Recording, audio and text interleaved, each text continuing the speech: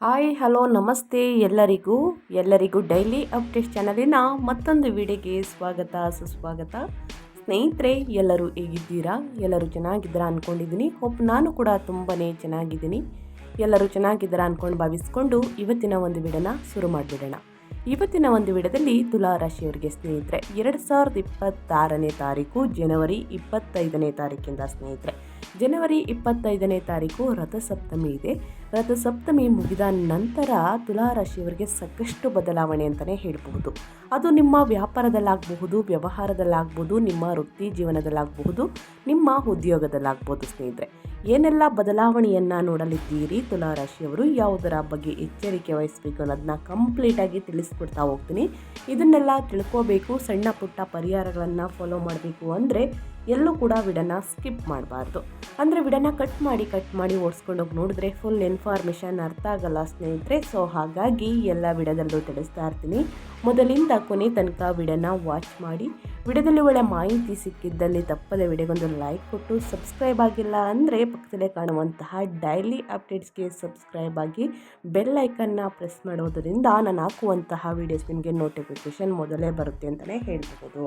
ಸ್ನೇಹಿತರೆ, ಯಾರಿಗೆಲ್ಲ ತುಲಾ ರಾಶಿಯವರು ಇದ್ದೀರಾ ಸ್ನೇಹಿತರೆ, ವಿಡಿಯೋದಲ್ಲಿ ಒಳ್ಳೆ ಮಾಹಿತಿ ಸಿಕ್ಕರೆ ವಿಡಿಯೋಗೆ ಲೈಕ್ ಮಾಡಿ. ಈ ಅದೃಷ್ಟ ರಾಶಿ ನಿಮ್ಮ ಕುಟುಂಬದಲ್ಲಿ ಸ್ನೇಹಿತರಲ್ಲಿ ಇದ್ದರೆ ತಪ್ಪದೆ ಅವ್ರಿಗೂ ಕೂಡ ಶೇರ್ ಮಾಡಿ ಅಂತ ಹೇಳ್ತಾ ತಡ ಮಾಡೋದು ಬೇಡ, ವಿಡಿಯೋದ ಕಡೆ ಗಮನ ಕೊಟ್ಬಿಡೋಣ. ಜನವರಿ ತಿಂಗಳು ತುಲಾ ರಾಶಿಯವರಿಗೆ ವೇಗವಾಗಿ ಪ್ರಾರಂಭವಾಗುತ್ತದೆ.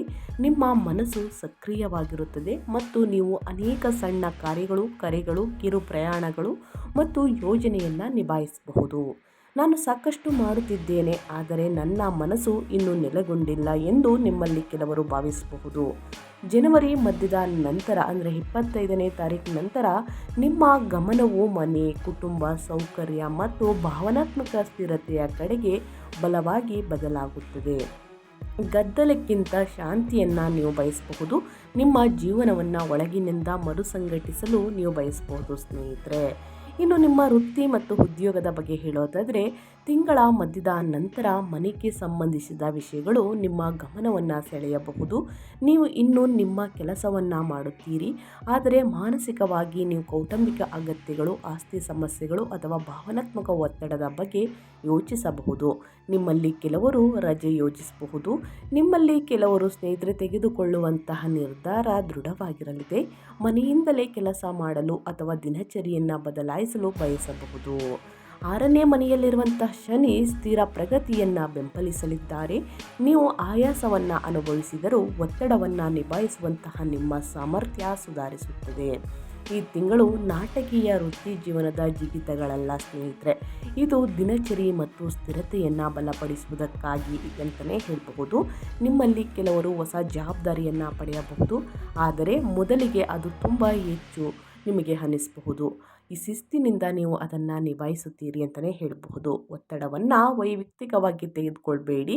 ನಿಮ್ಮ ದಿನಚರಿ ಸ್ಥಿರವಾದಾಗ ಕೆಲವು ಸುಗಮವಾಗಿರುತ್ತದೆ ಅಂತಲೇ ಹೇಳಬಹುದು.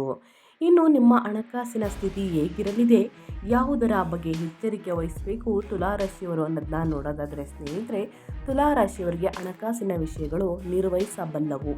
ಆದರೆ ತಿಂಗಳ ಮಧ್ಯದ ನಂತರ ಅಂದರೆ ರಥಸಪ್ತಮಿ ಮುಗಿದ ನಂತರ ಮನೆಯ ಖರ್ಚುಗಳು ಹೆಚ್ಚಾಗಬಹುದು. ನಿಮ್ಮಲ್ಲಿ ಕೆಲವರು ರಿಪೇರಿ, ಪೀಠೋಪಕರಣಗಳು, ಸ್ಥಳಾಂತರ ಯೋಜನೆ ಅಥವಾ ಕುಟುಂಬದ ಸೌಕರ್ಯಕ್ಕಾಗಿ ಖರ್ಚು ಮಾಡಬೇಕಾಗಿ ಬರಬಹುದು. ಭಾವನಾತ್ಮಕ ಖರ್ಚುಗಳನ್ನು ಸ್ನೇಹಿತರೆ ತಪ್ಪಿಸಿ.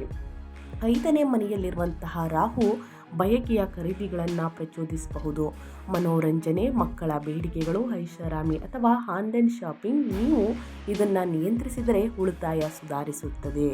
ಗುರು ಬುದ್ಧಿವಂತ ನಿರ್ಧಾರಗಳು ಮತ್ತು ಆಶೀರ್ವಾದಗಳನ್ನು ಬೆಂಬಲಿಸಲಿದ್ದಾರೆ. ನಿಮ್ಮಲ್ಲಿ ಕೆಲವರು ಹಿರಿಯರು, ಮಾರ್ಗದರ್ಶಕರು ಅಥವಾ ಅದೃಷ್ಟದ ಅವಕಾಶದಿಂದ ಬೆಂಬಲವನ್ನು ಪಡೆಯಬಹುದು. ಅದು ನಿಮ್ಮ ಹಣವನ್ನು ಉಳಿಸುತ್ತದೆ. ಮನಸ್ಥಿತಿಗಾಗಿ ಅಲ್ಲ, ನಿಜವಾದ ಅಗತ್ಯಕ್ಕಾಗಿ ಖರ್ಚು ಮಾಡಿ ಸ್ನೇಹಿತರೆ. ಅನಗತ್ಯ ಖರ್ಚುಗಳಿಂದ ದೂರವಿರಿ. ವಾಹನ, ಆಸ್ತಿ, ಪ್ರಾಪರ್ಟಿಯನ್ನು ಖರೀದಿ ಮಾಡಬೇಕು ಅಂದರೆ ಖಂಡಿತವಾಗಿಯೂ ಖರೀದಿ ಮಾಡಿ. ದಿನ ತುಂಬಾ ಚೆನ್ನಾಗಿದೆ ಅಂತ ಹೇಳ್ತಾ, ಇನ್ನು ಮುಂದಿನದಾಗಿ ಹೇಳೋದಾದರೆ ನಿಮ್ಮ ಕುಟುಂಬದ ಬಗ್ಗೆ, ಸಂಬಂಧಗಳಲ್ಲಿ ಏನೆಲ್ಲ ಬದಲಾವಣೆಯನ್ನು ನೋಡಲಿದ್ದೀರಿ, ಯಾವುದರ ಬಗ್ಗೆ ಎಚ್ಚರಿಕೆ ವಹಿಸಬೇಕು ಅಂದರೆ, ಜನವರಿ 25ರ ನಂತರ 4ನೇ ಮನೆಗೆ ಬರುವಂತಹ ಕುಜ ಮನೆಯಲ್ಲಿ ಕೋಪವನ್ನು ಉಂಟು ಮಾಡಬಹುದು. ಸಣ್ಣ ಸಮಸ್ಯೆಗಳು ದೊಡ್ಡದಾಗಿ ಕಾಣಿಸಬಹುದು. ಆದ್ದರಿಂದ ತಾಯಿ ಕುಟುಂಬದೊಂದಿಗೆ ವಾದ ವಿವಾದಗಳನ್ನು ಆದಷ್ಟು ತಪ್ಪಿಸಿ.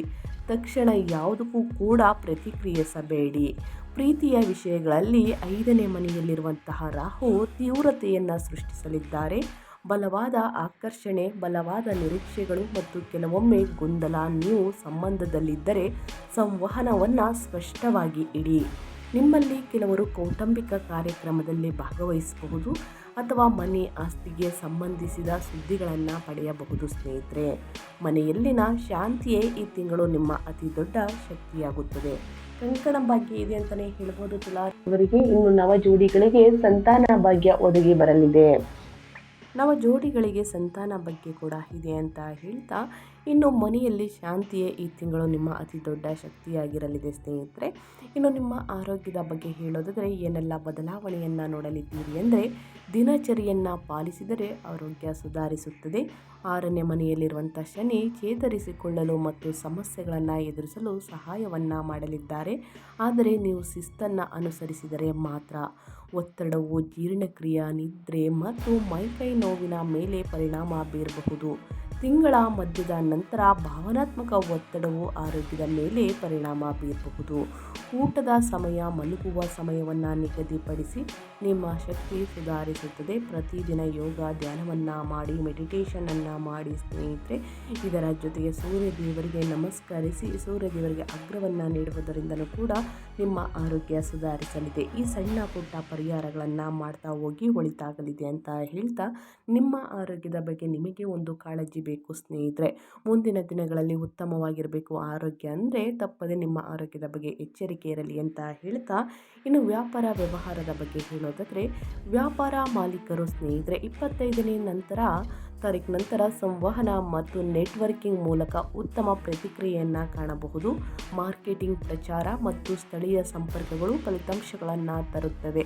ತಿಂಗಳ ಮಧ್ಯದ ನಂತರ ಗಮನವು ಆಂತರಿಕ ನಿರ್ವಹಣೆ ಮತ್ತು ಸ್ಥಿರತೆಯತ್ತ ಬದಲಾಗುತ್ತದೆ.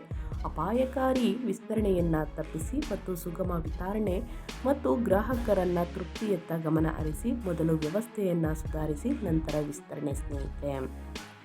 ಇನ್ನು ವಿದ್ಯಾರ್ಥಿಗಳ ಬಗ್ಗೆ ಹೇಳೋದಾದರೆ, ಪುನರಾವರ್ತನೆ ಮತ್ತು ಪರಿಕಲ್ಪನೆ ಸ್ಪಷ್ಟತೆಗೆ ಇದು ಉತ್ತಮ ತಿಂಗಳು. ಶಾಂತ ವಾತಾವರಣ ಉತ್ತಮ ಫಲಿತಾಂಶವನ್ನು ಗಳಿಸುವುದಕ್ಕೆ ಸಾಧ್ಯ ಮಾಡಲಿದೆ. ಪ್ರತಿದಿನ ಒಂದು ವೇಳಾಪಟ್ಟಿಯೊಂದಿಗೆ ಸರಿಯಾದ ಸಮಯಕ್ಕೆ ಕೂತು ಅಧ್ಯಯನ ಮಾಡಿದಲ್ಲಿ ಉನ್ನತ ಫಲಿತಾಂಶವನ್ನು ಖಂಡಿತವಾಗಿಯೂ ಗಳಿಸಲಿದ್ದೀರಿ. ಸಕ್ರಿಯ ಮನಸ್ಸಿನ ಕಾರಣದಿಂದಾಗಿ ವಿದ್ಯಾರ್ಥಿಗಳು 25ನೇ ತಾರೀಕು ನಂತರ ಗಮನ ಕಳೆದುಕೊಳ್ಳಬಹುದು. ತಿಂಗಳ ಮಧ್ಯದ ನಂತರ ಅಧ್ಯಯನದತ್ತ ವಾತಾವರಣವು ಸ್ವಲ್ಪ ಮಟ್ಟಿಗೆ ಶಾಂತವಾಗಿದ್ದರೆ ಏಕಾಗ್ರತೆ ಸುಧಾರಿಸುತ್ತದೆ ಸ್ನೇಹಿತರೆ. ನಿಮ್ಮ ಅಧ್ಯಯನದ ಕಡೆ ಪ್ರತಿದಿನ ಗಮನವಿರಲಿ. ಯಾರಿಗೆ ಇರುವುದಿಲ್ಲ, ಆಸಕ್ತಿ ಇರುವುದಿಲ್ಲ ಅಧ್ಯಯನದ ಕಡೆ, ಅಂಥವರು ಪ್ರತಿದಿನ ಹನುಮಾನ್ ಚಾಲಿಸವನ್ನು 11 ಬಾರಿ ಓದಿ ಸ್ನೇಹಿತರೆ. ಈ ರೀತಿ ಮಾಡುವುದರಿಂದ ಏಕಾಗ್ರತೆ, ಆಸಕ್ತಿ ಹೆಚ್ಚಾಗಲಿದೆ ಅಂತ ಹೇಳ್ತಾ, ಇನ್ನು ಸಣ್ಣ ಪುಟ್ಟ ಪರಿಹಾರಗಳನ್ನು ತಿಳಿಸ್ಕೊಡ್ತೀನಿ. ಈ ಪರಿಹಾರವನ್ನು ಅನುಸರಿಸಿದಲ್ಲಿ ಕಷ್ಟಗಳು, ಸಮಸ್ಯೆಗಳು ಕ್ರಮೇಣವಾಗಿ ಕಡಿಮೆಯಾಗಲಿದೆ. ಸಮತೋಲನ ಮತ್ತು ಶಾಂತಿಗಾಗಿ ಪ್ರತಿದಿನ 11 ಬಾರಿ ಓಂ ಶುಕ್ರಾಯ ನಮಃ ಎಂದು ಜಪಿಸಿ. ಶುಕ್ರವಾರದಂದು ಬಿಳಿ ವಸ್ತುಗಳನ್ನು ಬಡವರಿಗೆ ಮತ್ತು ನಿರ್ಗತಿಕರಿಗೆ ದಾನ ಮಾಡಿ. ನಿಮ್ಮ ಮನೆಯನ್ನು ಸ್ವಚ್ಛವಾಗಿ ಮತ್ತು ಶಾಂತವಾಗಿ ಇರಿಸಿ.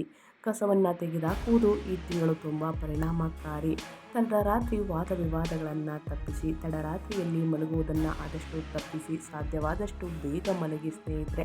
ನಿಮ್ಮ ಆರೋಗ್ಯ ಮುಂದಿನ ದಿನಗಳಲ್ಲಿ ಉತ್ತಮವಾಗಿರಬೇಕು ಅಂದರೆ ಇದನ್ನೆಲ್ಲ ಅನುಸರಿಸಿ ಅಂತ ಹೇಳ್ತಾ ನಾನು ವಿಡಿಯೋನ ಎಂಡ್ ಮಾಡ್ತಾ ಇದ್ದೀನಿ. ಇವತ್ತಿನ ಒಂದು ವಿಡಿಯೋದಲ್ಲಿ ತುಲಾ ರಾಶಿಯವರಿಗೆ ಒಳ್ಳೆಯ ಮಾಹಿತಿ ಸಿಕ್ಕಿದ್ರೆ ತಪ್ಪದೆ ವಿಡಿಯೋಗೊಂದು ಲೈಕ್ ಕೊಟ್ಟು, ಇನ್ನೂ ನನ್ನ ಚಾನಲ್ನ ಸಬ್ಸ್ಕ್ರೈಬ್ ಮಾಡ್ಕೊಳ್ದೇ ನೋಡ್ತಿದ್ರೆ ಡೈಲಿ ಅಪ್ಡೇಟ್ಸ್ಗೆ ಸಬ್ಸ್ಕ್ರೈಬ್ ಆಗಿ ನಿಮ್ಮ ಅಭಿಪ್ರಾಯಗಳನ್ನು ಕಮೆಂಟ್ ಬಾಕ್ಸಲ್ಲಿ ತಿಳಿಸಿ ಅಂತ ಹೇಳ್ತಾ, ನಿಮಗೂ ಮತ್ತು ನಿಮ್ಮ ಕುಟುಂಬಕ್ಕೆ ತುಂಬಾ ಒಳ್ಳೆಯದಾಗಲಿ. ಮತ್ತೊಂದು ವಿಡಿಯೋ ಜೊತೆ ಮತ್ತೊಂದು ಹೊಸ ಅಪ್ಡೇಟಲ್ಲಿ, ಹೊಸ ಭವಿಷ್ಯದಲ್ಲಿ ಸಿಗ್ತೀನಿ.